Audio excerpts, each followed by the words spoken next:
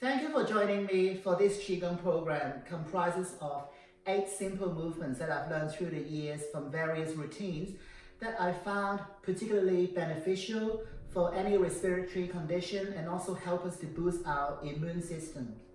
And as my masters always said, we have to keep the movement and the routine simple, direct, and effective for this day and age, because sometimes that's the best way to manage a condition. And what's the point if we learn an exercise and if we cannot perform them correctly to get the maximum benefits out of it? So in this video, I'm going to go through the clinical reasonings combining the Eastern medicine philosophy and anatomy, and also my knowledge on physiotherapy and Western anatomy model, and try to put them together so you can get a better understanding of why I selected these particular 8 movements to help you with your respiratory condition, for prevention, for recovery, and to boost your immune system. Okay, the first movement I've chosen is to expand our chest effectively, and by interlocking our fingers, tractioning our spine, we reduce the pressure from our abdominal cavity, and also we combine that with deep breathing. So once you have your arms up here, you need to take a deep breath in and hold it for 5 seconds. So you allow your body to expand front and back and to the side to allow maximum expansion of your lung capacity. You're gonna hold this for 5 seconds and then slowly breathe out and interlace your fingers, and you're gonna repeat again. You breathe in here, hold it for 5 seconds, and breathe out again. Now the key point is to breathe in and out through the nose, because this way you reduce your breathing rate, and also it encourages you to use the diaphragm to get the expansion. Because when we get a chest infection, what happens is we stop breathing through our diaphragm, and we got lots of mucus and bacteria, gums that's stuck in the bottom of our lung. So by having our arms stretched out and taking a deep breath in, it allows the airflow to get to the little air sacs in the bottom of our lung. We hold it, let them fill up, and then slowly breathe out to clear them as much as possible. So that's movement number 1. And movement number 2 and 3 is to mobilize our thoracic spine, because all our ribs attached from our upper back come around to your sternum, to your chest bone. Okay, so if you got tight muscles and restriction around this area, your rib cage is not going to expand properly. And again, that will reduce our capacity to actually perform a big deep breath in and out. So what we're going to do is to interlace the fingers, push out.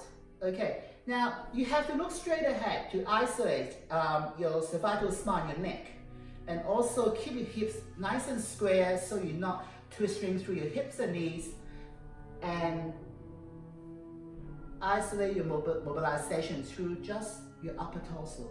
Okay, but there's 2 ways to do it. The first one, I'm going to have my hands in line with my chest and go through rotation.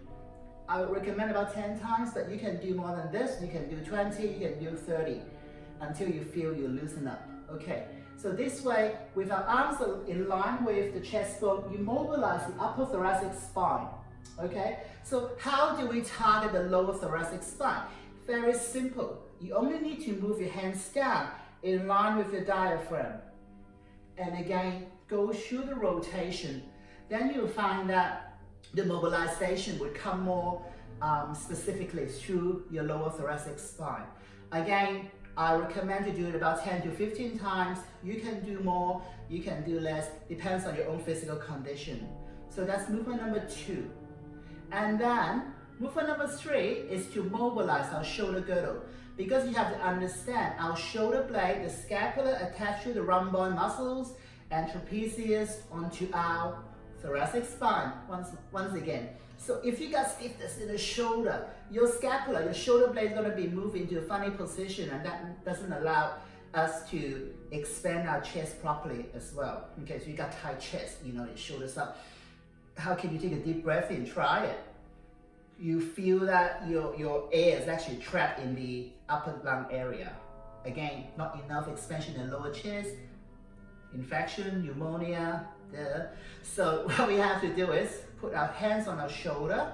You're gonna rotate our shoulders back for about 10 times, big circles, okay? Again, it depends on your capacity.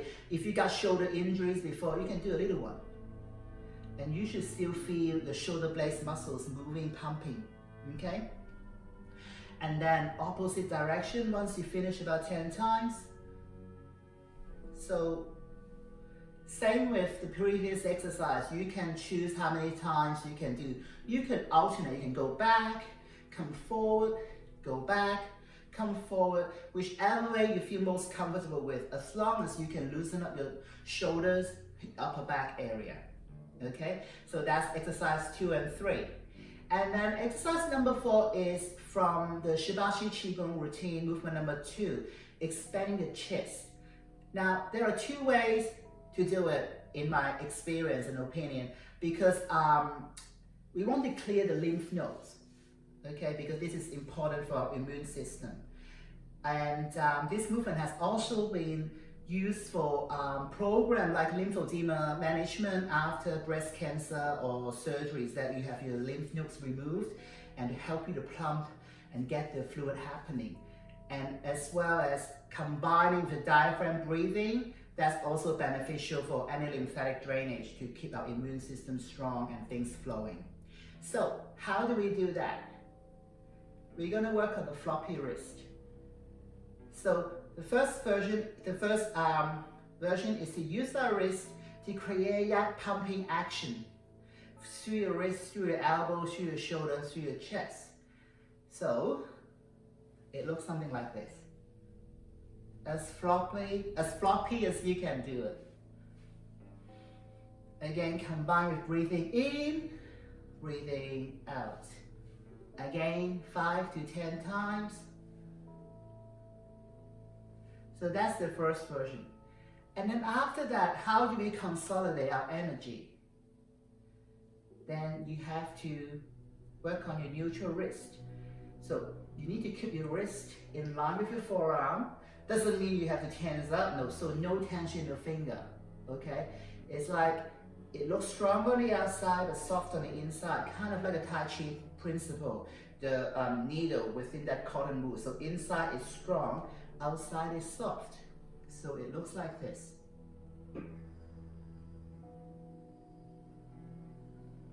Breathing in, breathing out. Breathing in, breathing out.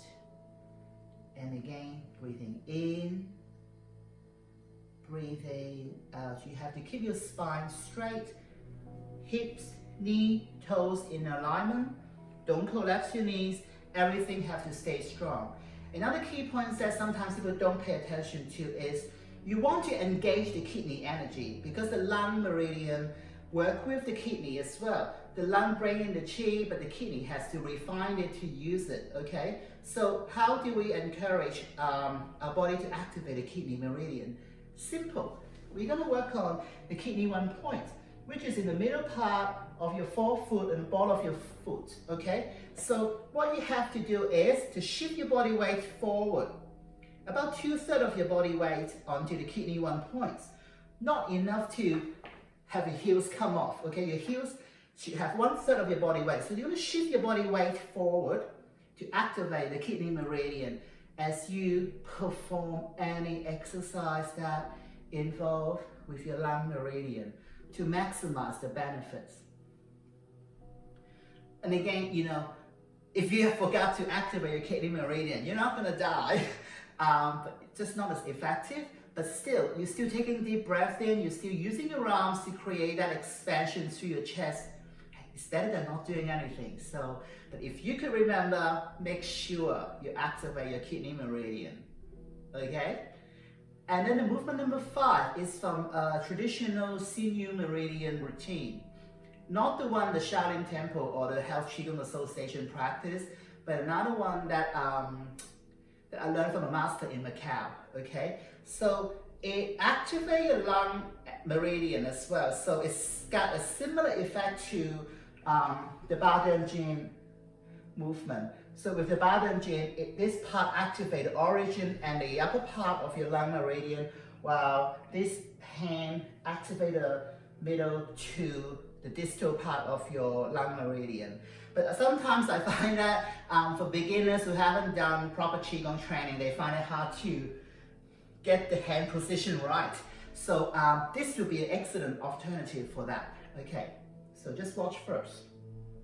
You're going to interlace your fingers, turn, push out. Now elbow has to be as straight as you can be. You can manage, okay? And then you're going to separate your hands, reconnect to your thumb, rolling along, pinky, ring, middle, index, thumbs. Then you're going to bend your elbows, in and out, mobilize your forearms 3 times. And on the 4th one, fingers pointing towards the chest bone. Now press your palms together and you're going to breathe in and stretch forward.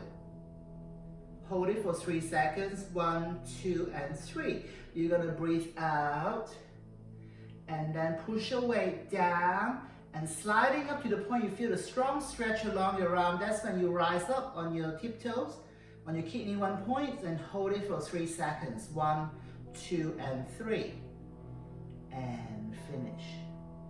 Okay, so when you're going up onto your tiptoe, it activates your kidney energy, and when you do the first stretch, it creates the origin and the upper portion of your lung meridian, similar to the archer pose in Ba-Den-Jin with the arm that you're going to draw the bow.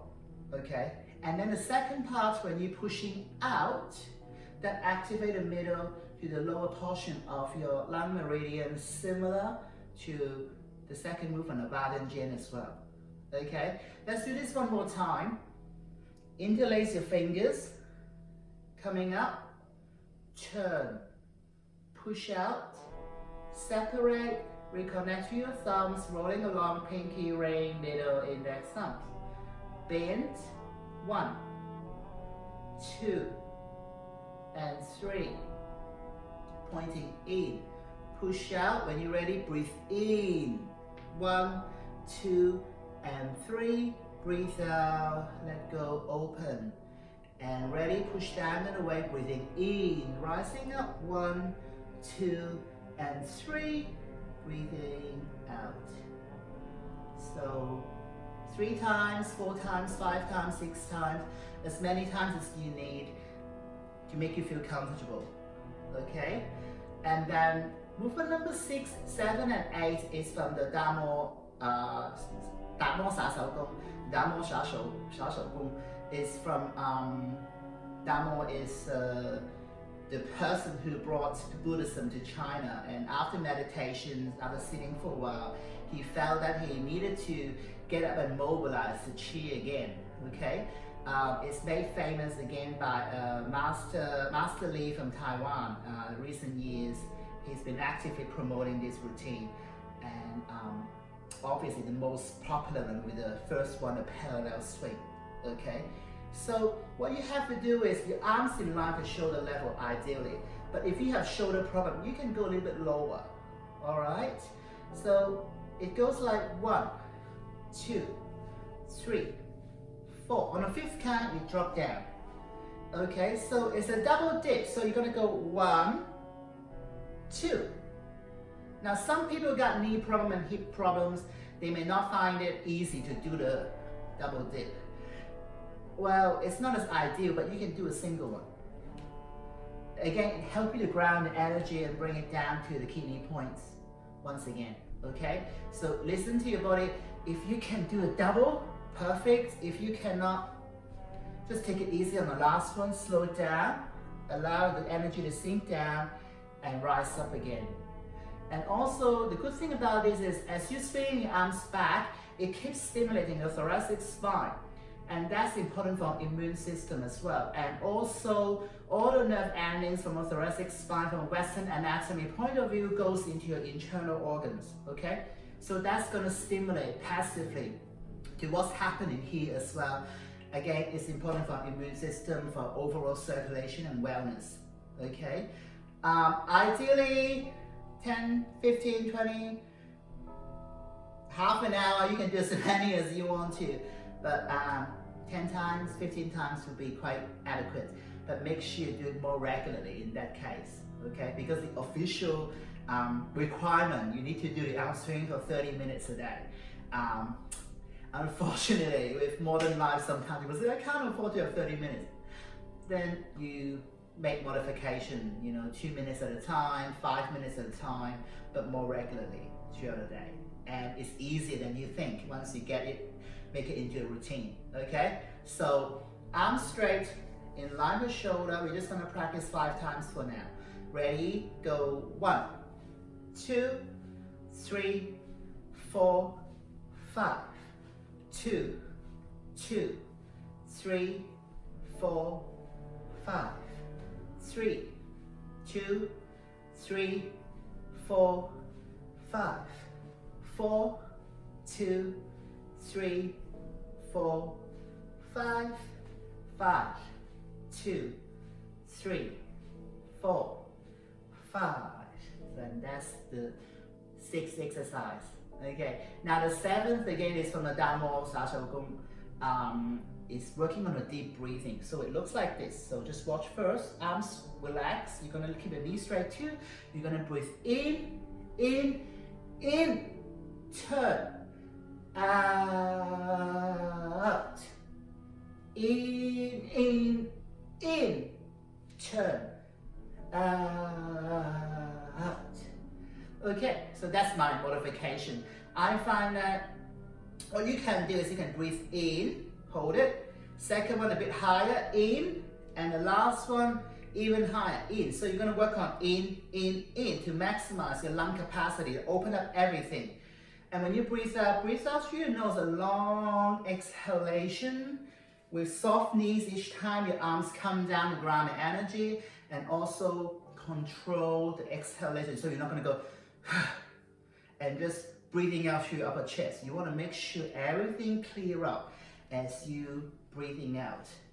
Okay, but also modification. Now people sometimes, I got sore shoulders, I got arthritis, I got tendonitis, I can't move my arms.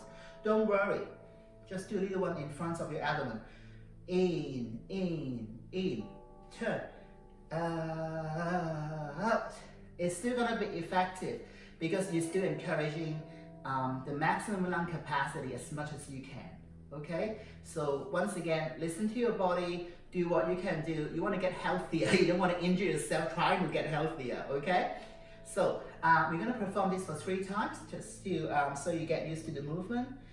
Palms open, ready, in,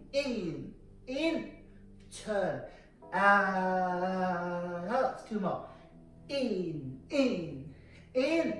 turn, out. Last one. In, turn, out. Okay, so that's the 7th movement of the 8 exercises I've chosen. And the last one also from the Duan is the arm swinging forward and back, like walking, okay? Now again, hip, knee, toes in a straight line, 1 forward, 1 back, and you're gonna swing forward and back as relaxed as you can, okay? You can bring it up to shoulder level, or you can just do a little one, depends on what your body can tolerate. Now, my modification, because I chose this movement to finish up with improving the chi flow and circulation from the toes up to your head down to your toes, okay? So I think it's important to make sure there's no stagnation anywhere in the body, so your lung, your immune system can work more efficiently, okay? And a little bonus modification I have for this one is to do calf raises to engage your kidney meridian, and also it looks simple, but it actually gets your heart rate up straight away, and really good for your cardiovascular system, especially for older population. You may not do as much walking and running or cycling as the younger generation. I'm stereotyping. I know there are some of you that are fit and healthy and do more than younger people, but basically anyone who don't do enough cardio exercises or walking during the day, this will be really efficient. Okay, so it goes like this: 1, 2, 3, 4, 5, 6, 7, 8, 9, 10. When you want to engage your calf, you just lift your heels up. And also this is great for your venous return and also the shock absorption for your lower body, because the stronger your calves are, the less impact your hip and knees have to take. And also it's better for your heart. It reduces the loading of your heart as well. So you can do this as much as you can. And once you get a bit tired, you can slow down. Just do the basic one. And when you feel okay, you can get your heart rate up again. So you can do interval training, say 20 seconds, 40 seconds slow, 20 seconds with calf raises, 40 seconds slowly. So normally I do about 100 times, so 1, 2, 3, 4. So 100 is roughly 1 minute, okay? So you can choose 1 minute up to 5 minutes or longer, depends on what you want to achieve. Okay, so this is the clinical reasoning for the 8 movements that I've chosen for the respiratory and immune system. There's another video that I perform the exercises in one flowing sequence. So feel free to look at that and join me performing this at home to help yourself to get healthier.